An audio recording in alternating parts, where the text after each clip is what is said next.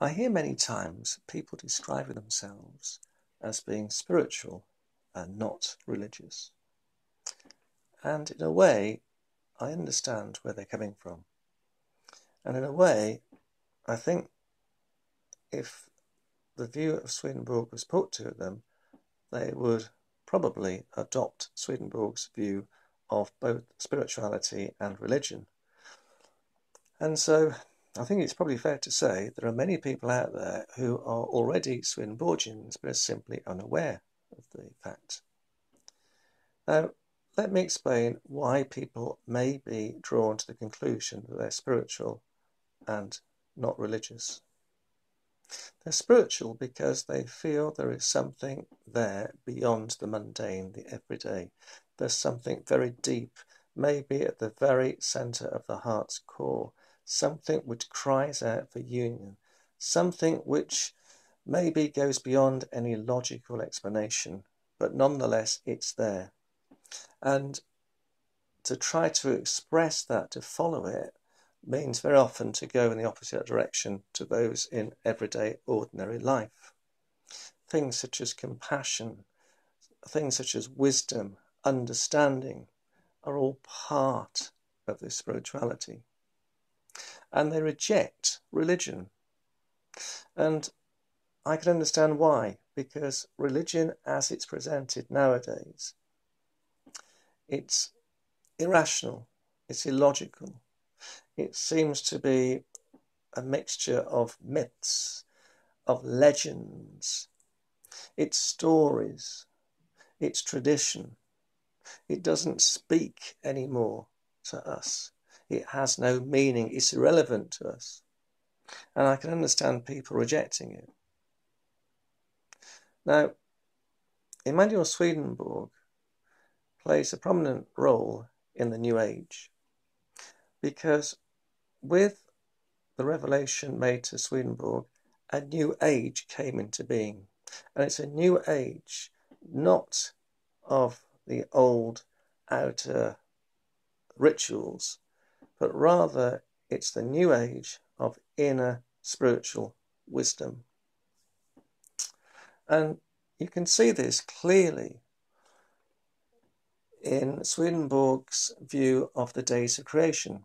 Now, for many Christians, this is a problem because it seems to go against modern science. And we have creationists on the one hand, and we have evolutionists on the other. And it's a constant battle between science and religion. And I can understand why many Christians eventually will drop the religious understanding and go for the science and reject anything spiritual in the same way. Now, Swedenborg says that the days of creation are not to be taken literally. In the beginning, God created the heavens and the earth. Now, we can look at that in a Swedenborgian way by saying, in the beginning, God creates within each of us spiritual realities symbolized by heavens and material realities symbolized by earth.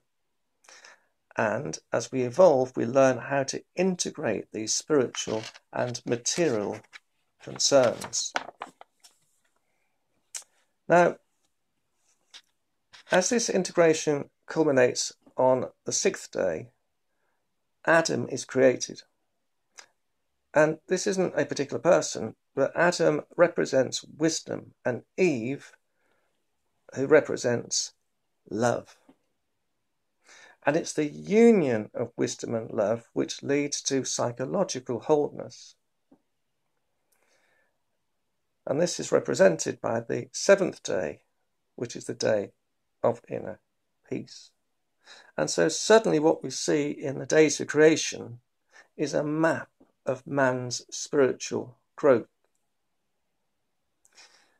And it's important to understand why that becomes at the beginning of the word.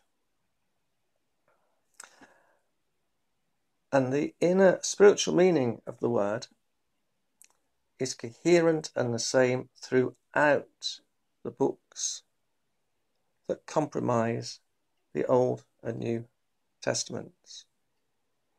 And that inner teaching is coherent across the centuries. And that teaching, that inner teaching, is one which is spiritual, not religious. It's one where any outward manifestation of a religion is only there to support the inner structure. It's there for people to understand themselves and to start to move beyond where they are towards a more spiritual way of living. And so I say that those people who would describe themselves as being spiritual and not religious, are maybe Swedenborgians, but they simply don't know it.